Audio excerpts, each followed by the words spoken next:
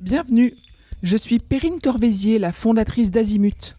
Azimut, c'est le guide des parents pour une orientation scolaire et professionnelle sur mesure avec votre enfant. Nous nous appuyons sur près de 100 spécialistes de l'orientation pour vous informer et vous conseiller.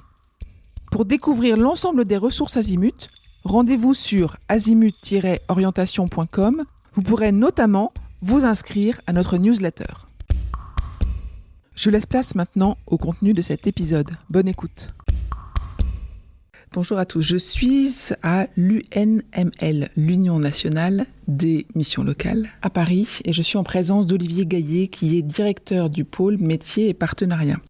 Aujourd'hui, on va parler d'un sujet hyper important, qui est l'obligation de formation, qui concerne les jeunes de 16 à 18 ans, si je ne m'abuse, mais Olivier va nous préciser tout ça. Bonjour Olivier. Bonjour.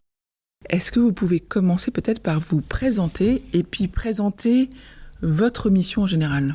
Vous l'avez dit, je suis directeur du pôle métiers et partenariats donc à l'Union nationale des missions locales. L'Union nationale des missions locales est une association qui a vocation à animer le réseau des 437 missions locales et de le représenter face au pouvoir public sur tout ce qui est co-construction de la politique publique, etc.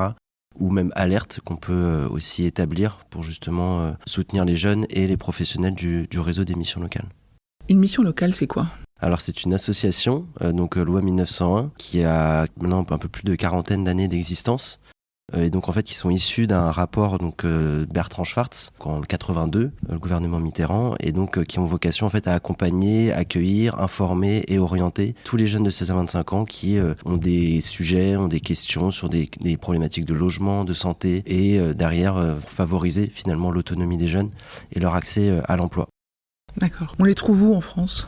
Alors elles sont réparties sur tout le territoire national et ultramarin. Comme je disais, il y a 437 missions locales en dur sur les territoires et plus de 6500 points d'accueil qui se matérialisent sous forme de permanence, qui peuvent être hébergés chez des partenaires aussi du territoire, des associations jeunesse, sportives, etc. Et donc c'est dans toutes les villes de France, tous les villages. Il y a une récente étude qui avait été établie et qui montrait que 90% des jeunes avaient une mission locale à moins de 10 minutes de chez eux. Donc ça montre bien le maillage très fin finalement des missions locales. Donc tous les jeunes qui en ont besoin peuvent justement essayer d'identifier une mission locale la plus proche de chez eux.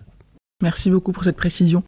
On va parler de cette obligation de formation. Moi, je connaissais l'obligation d'éducation qui concerne les jeunes jusqu'à 16 ans qui doivent rester dans un contexte d'études. Et j'avais, je l'avoue, pas du tout conscience de cette obligation de formation. Alors, qu'est-ce qu'il en est ? Alors l'obligation de formation, c'est finalement, ça prend la suite de l'obligation d'instruction, donc qui va jusqu'à 16 ans. Et donc l'obligation de formation va de 16 à 18 ans. Et donc elle est issue d'une loi de 2019, la loi qui s'appelle Pour une école de la confiance. Ça a été très peu médiatisé finalement, et c'est aussi pour ça que peu de monde en fait, finalement connaissent l'obligation de formation. On a même encore une fois, des retours d'établissements qui eux-mêmes ont découvert l'obligation de formation assez tard. Donc ça a été mis en œuvre en 2019, le Covid est arrivé aussi par là, et donc ce qui a fait que ça a pu impacter justement la médiatisation en tout cas de cette mesure.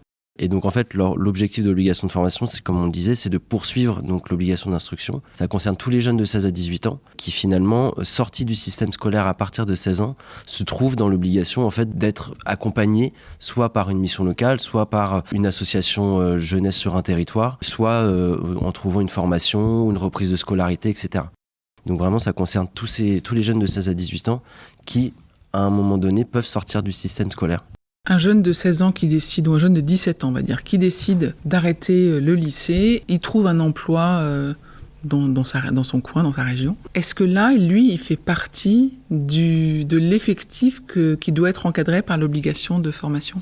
En fait, elle est mal nommée, l'obligation de formation. Déjà, c'est pas une obligation d'être en formation, c'est une obligation finalement d'être en activité quelque part, soit en accompagnement en mission locale, soit en ayant un job, soit en ayant une alternance, soit en retour en scolarité, etc.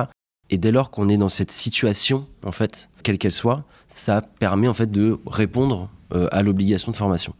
Ce qui est important quand même aussi de savoir, c'est que, c'est-à-dire qu'un jeune qui ne respecte pas son obligation de formation ne se retrouve exposé à aucune sanction, finalement. C'est pour ça que c'est quelque chose qui est très incitatif, mais ça, la famille, le jeune, il n'y a pas de sanctions qui sont liées au fait de ne pas respecter ou dans une situation à un instant T qui fait qu'il ne respecterait pas son obligation de formation. Donc c'est pas une véritable obligation, et donc des parents inquiets de la situation de leur enfant qui aurait arrêté le lycée et qui serait ni employé, ni dans une formation, ni en apprentissage, n'ont pas vraiment donc la main pour faire quoi que ce soit. En fait, il n'y a pas d'obligation derrière, c'est ça ? Non, en fait, il n'y a pas d'obligation qui se matérialise par une logique de sanction, comme on peut le connaître dans différents types d'accompagnement qui peuvent être réalisés. Pour autant, il y a finalement en fait une logique de liste finalement nous qui nous sont transmises par l'éducation nationale, donc aux missions locales. Les missions locales rappellent soit les jeunes en informant également les parents, soit par un système de mail, de courriers postaux, de téléphone, etc., pour essayer de contacter le jeune et savoir si l'information qui est inscrite sur la liste que nous a transmise l'éducation nationale est actuelle au moment où la mission locale tente de contacter le jeune ou les parents. Et dès lors qu'il y a un contact qui est établi, par exemple si le jeune dit moi en fait finalement l'information qui est transmise par l'éducation nationale n'est plus à jour, maintenant j'ai entamé une formation, et bien la mission locale va considérer que le jeune répond à son obligation de formation. Si après multiples tentatives justement pour contacter le jeune ou la famille, il n'y a pas de réponse, les missions locales sont censées informer donc encore une fois les jeunes du fait qu'il y a potentiellement une transmission de cette information qui va être réalisée au conseil départemental pour voir finalement croiser les types d'informations que d'autres instances comme les départements peuvent avoir sur la famille ou les jeunes, et pour en fait être au maximum en actualité sur cette situation de jeunes. Et potentiellement, ça peut aussi être des jeunes qui ne répondent pas parce qu'ils sont dans une situation préoccupante, etc. Donc c'est vraiment dans cette optique-là, finalement, qu'il y a un suivi qui est réalisé, mais sans sanction, en fait, vraiment derrière.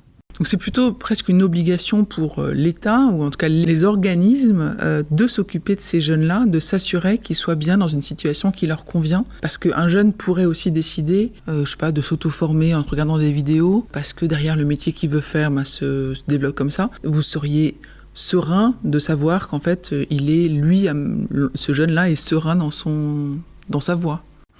Comme vous le disiez, c'est ça. C'est qu'en fait, c'est une obligation aussi pour les deux parties. À la fois une obligation pour les jeunes, mais aussi également pour les structures comme les missions locales, comme l'éducation nationale, de s'attacher à savoir ce que fait un jeune à un instant T pour pas qu'il soit, entre guillemets, perdu dans la nature, à un âge où justement on est en phase de pleine construction et dont on sait que le décrochage scolaire peut avoir des impacts très importants sur la santé mentale, etc., sur l'isolement que ça peut avoir, sur la confiance en soi aussi des jeunes. Plus le jeune se trouve en situation de décrochage longtemps, plus le temps de raccrochage va être long finalement, puisque encore une fois il y a tout ce travail de travailler vraiment sur soi-même, d'estime de soi, d'identifier un projet, ses compétences, tout ça. Et donc c'est aussi cette obligation de moyens finalement pour les structures de se dire, pour éviter ces temps-là justement où le jeune peut se perdre lui-même, on tente malgré tout de le raccrocher justement pour éviter ces éléments-là et potentiellement retravailler aussi des projets que le jeune peut avoir sur lui-même et pour lesquels l'école finalement ne lui permettait pas de répondre en fait. Qu'est-ce que vous pouvez mettre en œuvre pour aider ce jeune à la fois à mieux se connaître, à regagner confiance et puis à rentrer dans un projet qui lui correspond ? Alors il y a beaucoup de choses qui peuvent être établies par les missions locales. Chaque mission locale a une offre de service, alors qui peut être nationale, c'est-à-dire qu'on a des programmes d'accompagnement nationaux qui peuvent être contractualisés par les jeunes et qui leur ouvrent droit, par exemple, à un certain nombre d'allocations en fonction de ses besoins, de la situation de ses parents lorsqu'il est mineur, etc., etc. Au-delà de ces dispositifs-là, les missions locales ont des offres de services très localisées, puisqu'en fait elles sont censées répondre aux besoins de la jeunesse sur leur territoire, en lien avec les partenaires du territoire, et donc elles s'adaptent, elles sont assez souples là-dessus. Et donc ça peut se matérialiser finalement par des ateliers collectifs, en fonction là aussi de ce qui est réalisé sur place. Des ateliers collectifs avec des partenaires, donc qui peuvent être liés par exemple à un travail sur comment je peux construire mon CV par exemple, comment je peux répondre aux besoins des employeurs de mon territoire, etc. Mais c'est aussi pour des jeunes de 16 à 18 ans beaucoup plus un travail sur le projet finalement professionnel, le projet de vie. Et donc une fois qu'on travaille en fait ces problématiques-là, on a aussi tout ce pan et qui est réalisé en mission locale, ce qu'on appelle l'approche globale de l'accompagnement. C'est-à-dire qu'on va s'interroger sur toute la situation du jeune, son quotidien finalement. Est-ce qu'il a des problématiques par exemple liées à la mobilité quotidienne ? Est-ce qu'il a le projet par exemple d'avoir le permis de conduire pour accéder à une formation qu'il aurait en tête ? Et donc par exemple si un jeune n'a pas le permis, la mission locale peut tenter justement par ses partenariats ou par des activités qu'elle peut avoir en son sein de travailler avec le jeune justement ce projet de permis de conduire.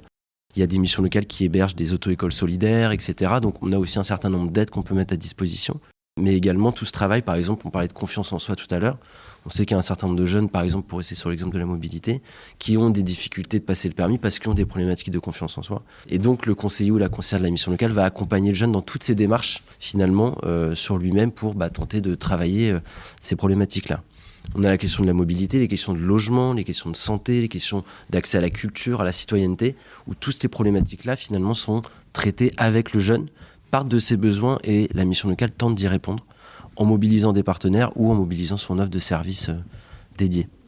Est-ce qu'il y a une orientation privilégiée à donner sur justement la formation ou est-ce que on ne force pas les jeunes à continuer à se former s'ils ont le souhait d'accéder au marché du travail ? Alors justement, en mission locale, c'est ça aussi un des principes, c'est le principe d'accompagnement individualisé et personnalisé. C'est-à-dire qu'il n'y a pas de schéma tout tracé où on dit « Ah bah tu arrives en mission locale, tu vas faire ta formation, top, tu vas trouver un emploi ». Si le jeune, à un moment donné, il a un projet de formation ou il a déjà une voie qui lui permet d'accéder à un emploi qu'il vise, là, la mission locale va l'accompagner dans son projet. C'est-à-dire qu'on part toujours du projet du jeune. Donc il n'y a pas d'étape clé en disant machin. Par contre, effectivement, il y a quand même dans tout le long d'accompagnement des propositions qui peuvent être faites auprès des jeunes parce qu'un jeune peut arriver et se dire bien en tête, moi je veux absolument trouver cet emploi-là. Et donc le temps de l'accompagnement va permettre aussi là, de dégrossir certains points et permettre d'arriver à ce temps-là, mais peut-être pas d'une ligne droite et peut-être que le temps de l'accompagnement va lui permettre in fine d'accéder justement à cet objectif. Mais en fait, le temps de l'accompagnement va aussi visibiliser des points qui peuvent faire que finalement l'objectif il est peut-être un peu plus loin que tu ne le pensais au départ. Et donc on va t'accompagner vers tout ce chemin-là, quoi, finalement. Les missions locales, elles accompagnent jusqu'à 25 ans, les jeunes jusqu'à 25 ans. Donc en fait, ils peuvent arriver dans un contexte d'obligation de formation, entre guillemets, mais ensuite, ils continuent à être accompagnés jusqu'à leurs 25 ans, ou en tout cas jusqu'à ce que leur situation leur convienne, c'est ça ? Oui, c'est ça. C'est ça. C'est-à-dire que potentiellement, lorsqu'un jeune peut franchir la porte d'une mission locale le jour de ses 16 ans, on a aussi pas mal de jeunes qui arrivent même avant 16 ans, donc on ne peut pas les contractualiser l'accompagnement, etc. par exemple, parce que légalement on n'a pas le droit, mais par contre, les missions locales ont quand même un principe d'accueil inconditionnel de tous les jeunes. Donc ça veut dire que même un jeune de 14-13 ans, la mission locale se doit de l'accueillir, de l'informer et de l'orienter vers un partenaire qui est plus adéquat et adapté à sa situation. Mais potentiellement, un jeune qui franchit la porte à 16 ans peut être accompagné tout le temps qu'il souhaite, tout en fonction de ses besoins, jusqu'à 25 ans, révolu en mission locale. Donc en fait, on est 16-26, enfin en tout cas le jour de ses 26 ans, il peut être accompagné par sa mission locale. Ouais. L'accompagnement est gratuit ? Oui, totalement. C'est une mission de service public et donc les portes sont grandes ouvertes, même pour les parents qui souhaiteraient par exemple accompagner le jeune. Ça arrive beaucoup, notamment pour les jeunes mineurs, de faire le premier pas d'accompagnement à la mission locale, dans la situation d'accueil, etc. Ça nous arrive justement de prendre connaissance aussi avec des parents qui accompagneraient le jeune, mais sachant qu'il y a un autre principe clé en mission locale, c'est le principe aussi de libre adhésion. C'est-à-dire qu'encore une fois, c'est pas obligatoire, la mission locale, c'est un accès aux droits qui peuvent être réalisés pour les jeunes. C'est totalement gratuit, comme vous le disiez. Et en fait, dès lors que le jeune ne souhaite plus venir, c'est son droit. Et dès qu'il a besoin, nous, la mission locale va répondre, ou tenter de répondre en tout cas à ses problématiques, ses besoins, ses projets. Mais le jeune il n'y a pas de notion d'inscription en fait, comme peut l'avoir quelqu'un à France Travail, qui est en situation de demande d'emploi, où là il doit répondre à un certain nombre d'objectifs. En mission locale, la libre adhésion fait qu'un jeune peut arriver et partir autant qu'il souhaite. Est-ce que vous avez des récits, des histoires de jeunes qui, depuis 2019, de la promulgation de cette loi, ont eu un parcours intéressant grâce aux missions locales ? Alors, dans le cadre de l'obligation de formation ? Oui. Dans le cadre de l'obligation de formation, on a eu pas mal effectivement de parcours individuels où effectivement des jeunes ont pu à un moment donné se retrouver dans cette situation de décrochage scolaire qui en fait était une situation qu'ils subissaient et qui a fini finalement par arriver à un certain âge. On a des cas de jeunes par exemple qui autour de 12-13 ans avaient déjà des premiers signaux faibles entre guillemets de décrochage latent et lorsqu'il s'est réalisé, finalement la mission locale lui a permis là pour le coup d'avoir retrouvé encore une fois la confiance en soi et travailler son projet professionnel.